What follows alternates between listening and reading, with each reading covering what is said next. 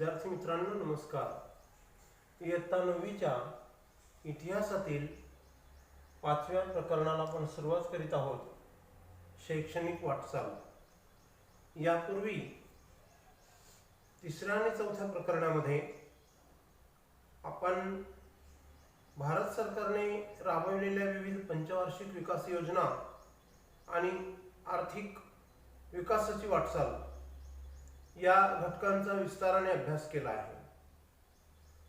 भारत स्वतंत्र झाला 15 ऑगस्ट 1947 ला।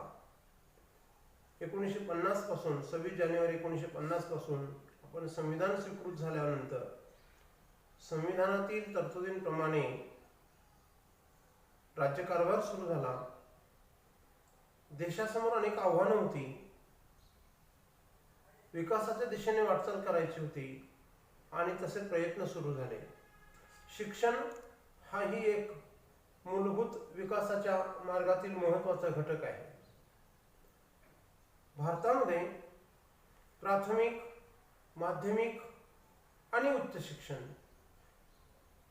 या तिन्ही स्तरावरती स्वातंत्र्य मिळाल्यानंतर अनेक आव्हाने होती।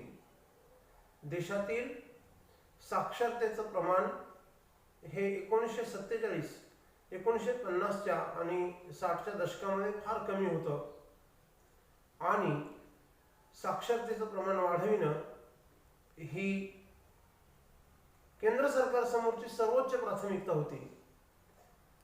हे मोठं आव्हान होतं। प्राथमिक शिक्षणाचं सार्वत्रिकीकरण करणं, त्याचा विस्तार करणं, प्रत्येक मूळ शाळेत जाईल आणि शिकेल या दृष्टीने प्रयत्न करणं, यासाठी सरकारने 60च्या दशकात, 70च्या दशकात, 80च्या दशकात, 90च्या दशकात कोणते प्रयत्न केले? थोडक्यात सरकारने प्राथमिक आणि माध्यमिक शिक्षणाच्या प्रसारासाठी, गुणवत्ता वाढीसाठी केलेल्या प्रयत्नांचा आपण आज अभ्यास करणार आहोत।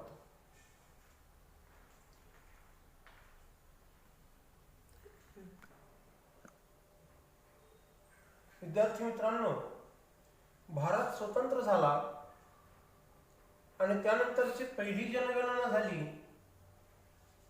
स्वातंत्र्यानंतरची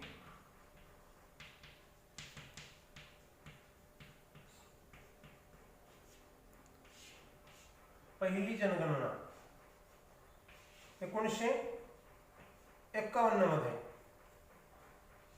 स्वातंत्र्यानंतरच्या पहिल्या जनगणनेमध्ये भारताच्या साक्षरतेची टक्केवारी होती अवघी 17%। म्हणजे 83% लोक देशामध्ये निरक्षर होते असा याचा अर्थ होतो। भारतामध्ये दर 10 वर्षांनी जनगणना होते आणि या जनगणनेच्या एकूण पृथक्करणातून, आकडेवारीच्या विश्लेषणातून साक्षरतेची टक्केवारी केंद्र सरकार जाहीर करीत असतं। याला population census, national population census असं म्हणतात। राष्ट्रीय जनगणना। दुसरी जनगणना स्वातंत्र्यानंतरची, कारण स्वातंत्र्यपूर्व ब्रिटिश भारतामध्ये, ब्रिटिश सत्तेखालील भारतात पण जनगणना होत होती। स्वातंत्र्यानंतरची पहिली जनगणना 1951 मध्ये। त्यानंतर 1961च्या जनगणनेमध्ये अत्यल्प वाढ त्यामध्ये दिसून आली, 28% साक्षरतेचं प्रमाण। 1971च्या जनगणनेमध्ये 34%। ही वाढ फार संथ गतीने होत गेली असं आपल्याला दिसतं इथे। 1981 मध्ये दर 10 वर्षांनी साक्षरतेचं प्रमाण 43%वर आलं। 1991 मध्ये आपण कुठेतरी अर्धशतक गाठलं साक्षरतेच्या टक्केवारीमध्ये, 52%वर आलो। 21व्या शतकाच्या आरंभी देशाच्या साक्षरतेची टक्केवारी होती 64% आणि 21व्या शतकातल्या दुसऱ्या दशकामध्ये आपण डिस्टिंक्शनमध्ये प्रवेश केला, 70%च्या वर आलो, 74% इतकं साक्षरतेचं प्रमाण वाढलंय. 2021ची जनगणना आता सुरू होईल. कोविड-19 पॅन्डेमिकमुळे थोडा त्याला विलंब झालेला आहे, परंतु जेव्हा 2021ची साक्षरतेची टक्केवारी येईल, अजूनही आपण 100%चं उद्दिष्ट राष्ट्रीय स्तरावरती गाठू शकलेलो नाही. यावरून आपल्या लक्षात येईल की इथे किती मोठं आव्हान आहे. संपूर्ण देश साक्षर करण्यामागे प्रयत्नांची सरकारची पराकाष्ठा थांबलेली नाही. सरकारने सुरुवातीपासून प्रयत्न केले, पण ते प्रयत्न किती तोकडे पडत आहे, म्हणजे आव्हानं जास्त आहेत. मग ही कोणकोणती आव्हानं आहे, त्यावरची सरकारने ती आव्हानांवर मात करण्याचा कोणता प्रयत्न केलेला आहे, याचा आपल्याला विस्ताराने अभ्यास करायचा आहे. प्राथमिक शिक्षण याची व्याख्या समजून घेणं गरजेचं आहे.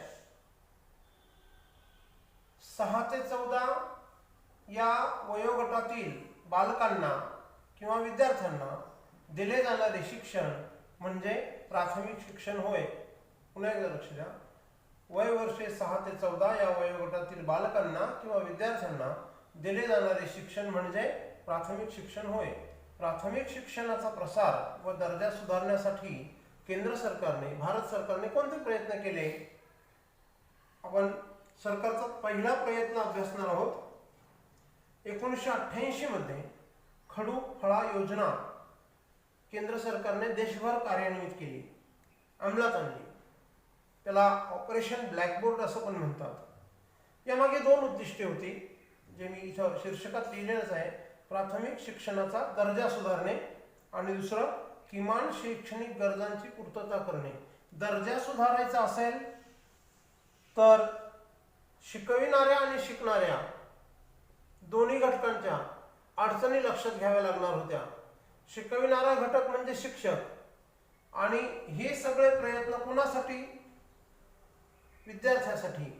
मग विद्यार्थ्यासमोरच्या अडचणी, त्याला आवश्यक सुविधा, शिकण्याच्या ठिकाणचं वातावरण हे शिकण्यायोग्य असायला हवं. आणि म्हणून ज्याला इन्फ्रास्ट्रक्चर म्हटलं जातं, मूलभूत सुविधा ज्याला म्हटलं जातं, त्या या खडू फळा योजनेतून पुरविण्याचा, त्याची तरतूद करण्याचा प्रयत्न केंद्र सरकारने देशभर केलेला दिसून येतो.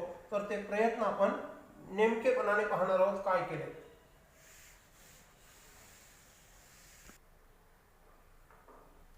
या खडू फळा योजनेद्वारे कोणकोणत्या सुविधा देशातील प्रत्येक प्राथमिक शाळेला सरकारने पुरविल्या आपण बघूया. किमान 2 वर्ग खोल्या, कमीत कमी 2 वर्ग खोल्या, विद्यार्थ्यांसाठी स्वच्छतागृह, सगळ्यात महत्त्वाचं 2 शिक्षकांपैकी 1 स्त्री शिक्षिका, फळा, नकाशा, प्रयोगशाळा साहित्य, छोटेसं ग्रंथालय, शाळेला मैदान आणि मैदानावर विद्यार्थ्यांना खेळण्यासाठी क्रीडा साहित्य, याकरिता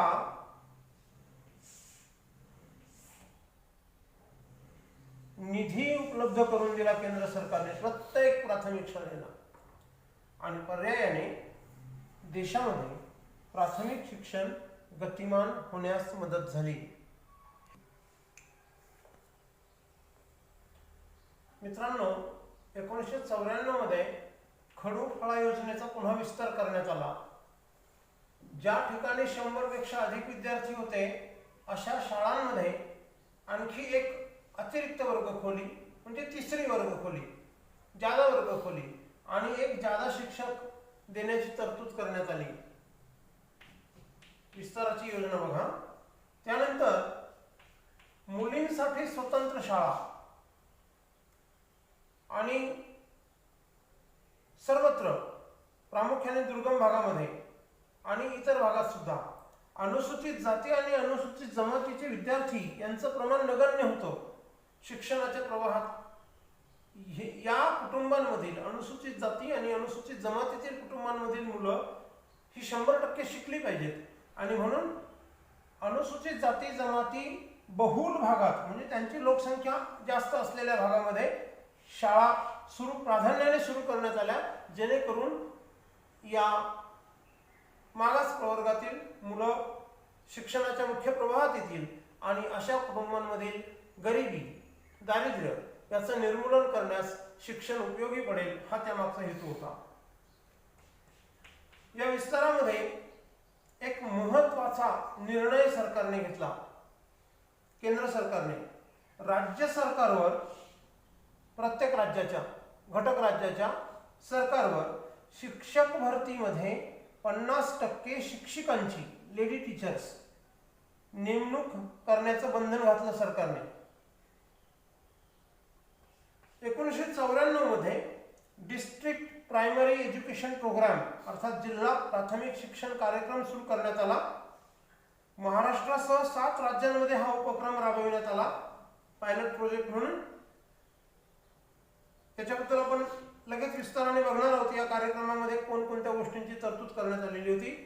तरीही 100% बालके शाळेत येत नव्हती.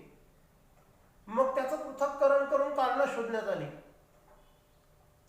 उपाशीपोटी मुलं शिकू शकत नाही, गरिबी हे त्यामागचं महत्वाचं कारण होतं. आणि म्हणून मुलांना घरात जर खायला काही नसेल तर ती मुलं शाळेमध्ये रमतील कशी, आणि म्हणून मुलं शाळेत यावीत म्हणून केंद्र सरकारने अत्यंत महत्वाचा क्रांतिकारी निर्णय घेतला. 1995 पासून शाळेतच विद्यार्थ्यांना मध्यान्ह भोजन, मिड डे मील ही योजना सरकारने सुरू करण्यात आली. हा खडू-फळा योजनेचा विस्तार होता, हे लक्षात ठेवा.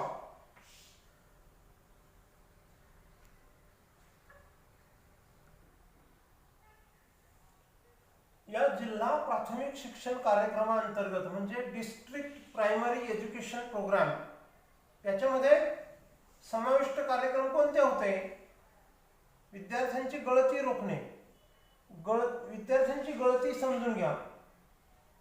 जेव्हा विद्यार्थी शाळेत येत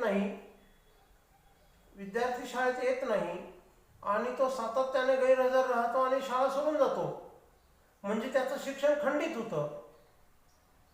याचा अर्थ तो विद्यार्थी शिक्षणाच्या प्रवाहातून त्याची गळती झालेली आहे, त्याचं शिक्षण पूर्णतः खंडित झालेलं आहे.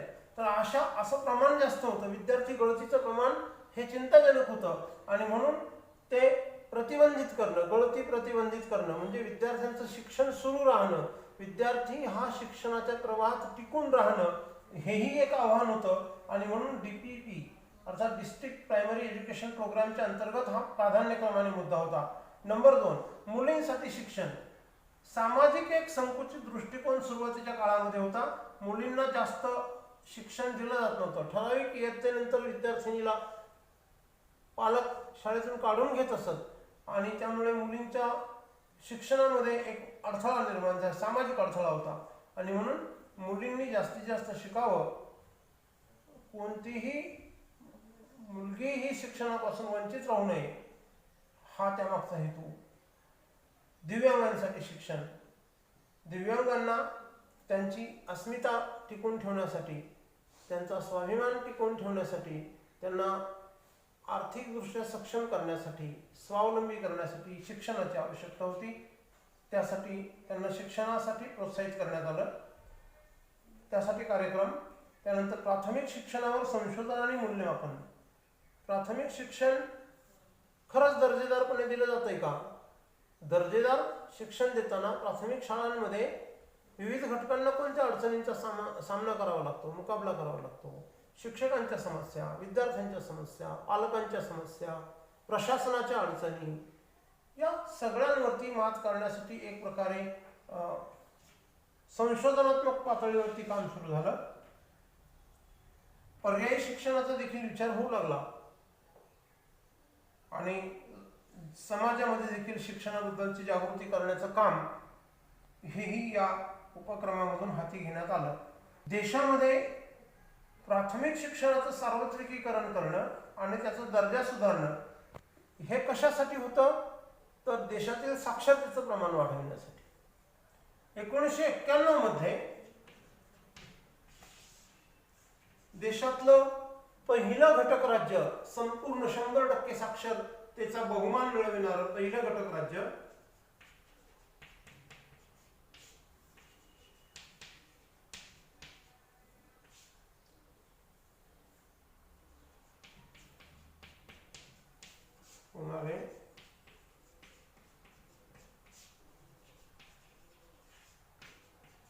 घटक राज्य केरळ खूप महत्वाचं आहे. केरळने जे साध्य केलं ते अजूनही इतर घटक राज्यांना का साध्य करता येत नाही, हा एक मोठा संशोधनाचा विषय बनलेला आहे आज. केरळने 1991 मध्ये संपूर्ण 100% साक्षरता अचीव केली, संपादित केली. इतर घटक राज्यांमध्ये अजूनही आपण 100% पोहोचलेलो नाहीये. त्यासाठीचा प्रयत्न जिकिरीने सुरू आहे. तेव्हा ही बाब पण लक्षात घेण्यासारखी आहे. आता मी फळ्यावरती एक गृहकृती देणार आहे. तुम्ही हा संपूर्ण व्हिडिओ पाहून झाल्यावरती ही गृहकृती आंतरजालाच्या मदतीने सोडवायची आहे. ही जी गृहकृती आहे ही आंतरजालाच्या मदतीने पूर्ण करायची आहे.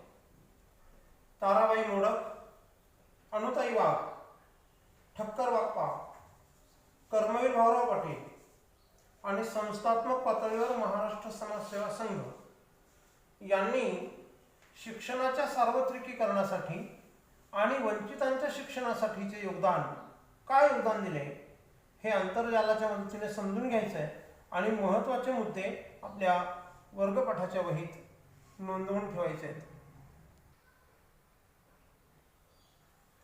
म्हणून स्वतंत्र भारताचे पहिले शिक्षण मंत्री मौलाना अबुल कलाम आझाद यांनी माध्यमिक शिक्षणासाठी काय प्रयत्न केले हे ओघ तक्त्याच्या मदतीने समजून घेऊया. त्यांनी सर्वंकष शिक्षणातील आमूलाग्र बदलांसाठी विद्यापीठ शिक्षण आयोग नेमला. युनिव्हर्सिटी एज्युकेशन कमिशन विद्यापीठ शिक्षण आयोगाची नेमणूक केली संपूर्ण शिक्षणातील आमूलाग्र बदलांसाठी. या विद्यापीठ शिक्षण आयोगाने माध्यमिक शिक्षणाकरिता स्वतंत्र आयोगाची शिफारस केली. माध्यमिक शिक्षणाकरिता स्वतंत्र आयोगाची शिफारस कोणी केली? विद्यापीठ शिक्षण आयोगाने केली. त्या अनुषंगाने पुन्हा मुदलियार आयोग नियुक्त करण्यात आला 1952-53 मध्ये. आणि मग या मुदलियार आयोगाने हा माध्यमिक शिक्षणाकरिता नेमलेला आयोग होता.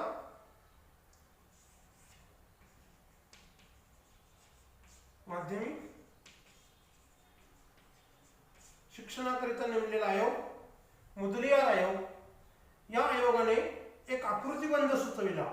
11वी नंतर पुढील पदवीची 4 वर्षे किंवा त्याला विकल्प होता 11वी नंतर 1+3 11+1+3 असा हा वैकल्पिक आकृतिबंध मुदलियार आयोगाने सुचविला होता. मुदलियार आयोगाने 4 महत्त्वाच्या शिफारशी माध्यमिक शिक्षणाच्या संदर्भात केल्या होत्या.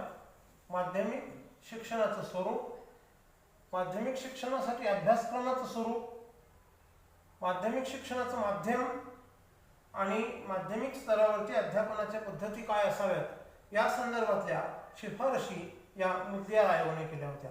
मुदलियार आयोगाने आणखी एक संकल्पना मांडली होती. उच्च माध्यमिक वर्ग हे असायला हवेत माध्यमिक स्तरावर अशा प्रकारची ही संकल्पना होती. पण संपूर्ण देशामध्ये त्या व्यवस्थेची अंमलबजावणी करणं सुरुवातीच्या काळामध्ये अवघड झालं होतं. मुदलियार आयोगानंतर स्वतंत्रपणे आणखी कोठारी आयोगाची नेमणूक केंद्र सरकारने केली होती. डॉक्टर DS कोठारी हे या आयोगाचे अध्यक्ष होते, तर JP नाईक हे सदस्य होते. कोठारी आयोगाने माध्यमिक, उच्च माध्यमिक आणि विद्यापीठ स्तरावर नवीन आकृतिबंध सुचविला, त्याचा पुरस्कार केला. 10+2+3 10 माध्यमिक शिक्षण +2 उच्च माध्यमिक शिक्षण आणि 3 हे पदवी शिक्षण अशा रीतीने माध्यमिक, उच्च माध्यमिक आणि विद्यापीठीय शिक्षण असा हा नवीन आकृतिबंध कोठारी आयोगाने सुचविला. महाराष्ट्र सरकारने किंवा महाराष्ट्र राज्याने 10+2+3 या आकृतिबंधाचा म्हणजे कोठारी आयोगाने सुचविलेल्या आकृतिबंधाचा महाराष्ट्र राज्याने 1972 मध्ये स्वीकार केला. आणि 1972 मध्ये या नव्या आकृतिबंधाचा स्वीकार केल्यानंतर महाराष्ट्र राज्यात पहिली शालांत परीक्षा 1975 मध्ये संपन्न झाली. मुलांनो, कोठारी आयोगाच्या शिफारशींचा आपण अभ्यास करूया. संपूर्ण देशभर शिक्षणाची एक समान पद्धत असायला हवी, म्हणजे शिक्षणाच्या प्रक्रियेमध्ये समानता आणण्याचा पहिला प्रयत्न होता हा शिक्षणाची एकच राष्ट्रीय पद्धत, पहिली शिफारस. दुसरी शिफारस मातृभाषेतून शिक्षण, राष्ट्रभाषेतून शिक्षण आणि विश्वभाषेतून शिक्षण.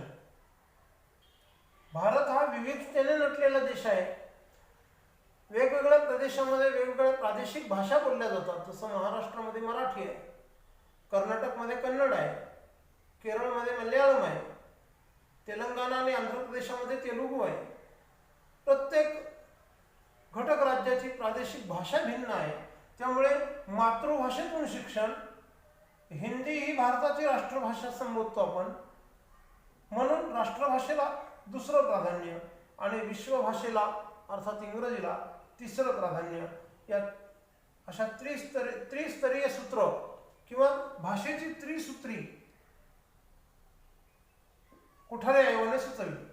निरंतर शिक्षण, प्रौढ शिक्षण, पत्राद्वारे शिक्षण याही शिफारशी कोठारी आयोगाने केल्या. मुक्त विद्यापीठे, बिकट आर्थिक परिस्थितीमुळे अनेक कुटुंबातली मुलं आपलं शिक्षण पूर्ण करू शकत नाहीत. अर्ध्यावर शिक्षण सोडून ते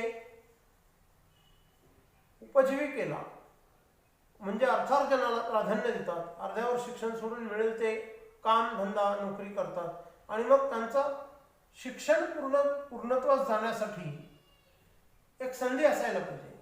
शिक्षणाची दारं त्यांच्यासाठी खुली असायला पाहिजे. आणि म्हणून केंद्र सरकारने अर्थात कोठारी आयोगाच्या शिफारशीनुसार हा निर्णय झाला.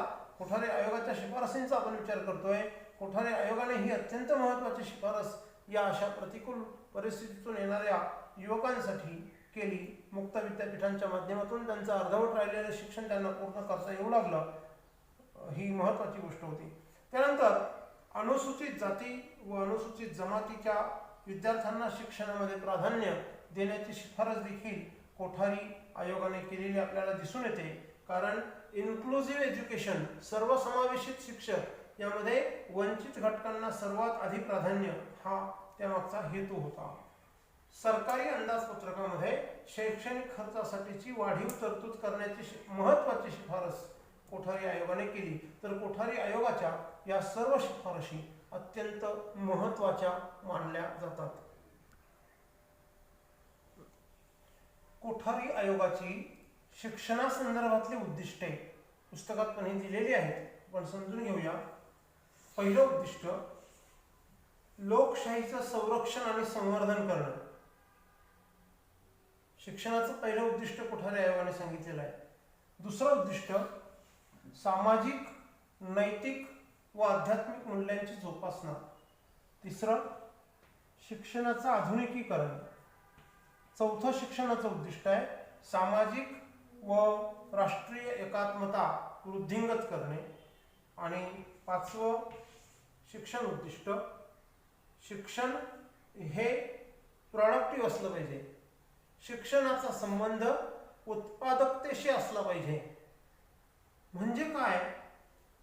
पुस्तकातलं शिक्षण आणि जीवन जगण्यासाठीचा संघर्ष याच्यामध्ये ज्ञानाचा, कौशल्यांचा सेतू असणं गरजेचं आहे.